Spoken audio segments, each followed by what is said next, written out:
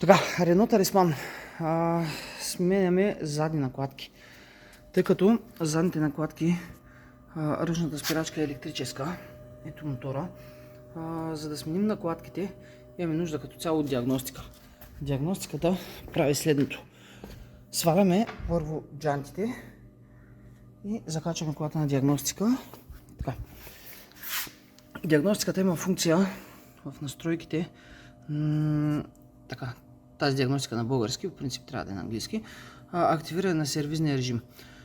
Влизате в този режим и следвате стъпките. Целта на това нещо е моторите да освободят максимално в прибрано положение, за да може, когато свалим апаратите, държат се на 2 болта, вече с инструмент, ето този инструмент ползваме, да приберем буталото. Ако тези електромотори не са върнали, ще подпират и няма да можем да върнем наобратно буталото, за да може да сложим новите накладки, тъй като буталото трябва да е максимално вкарано, за да влязат новите. Когато сложим новите накладки, хванем апарата, всичко се закачи. След това минаваме на режим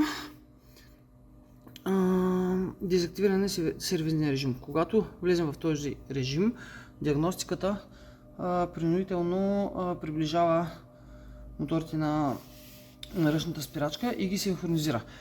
Така, това е като цяло, така че без диагностика по принцип е малко трудно да се направи това. Виждали сме клипчета, на които откачат буксата на мотора.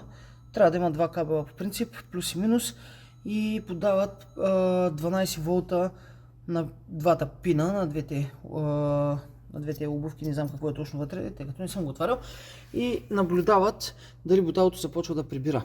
Ако буталото прибира, продължават. Ако са разменили плюса и минуса, буталото ще тръгне обратно и ги разменят обратно, но нямам представа дали е хубаво да се прави по този начин.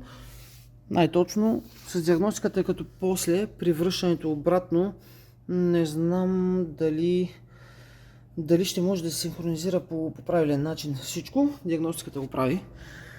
И така, това е, пак казвам, хубаво да имате диагностика или да ползвате сервис, който може да направи това нещо.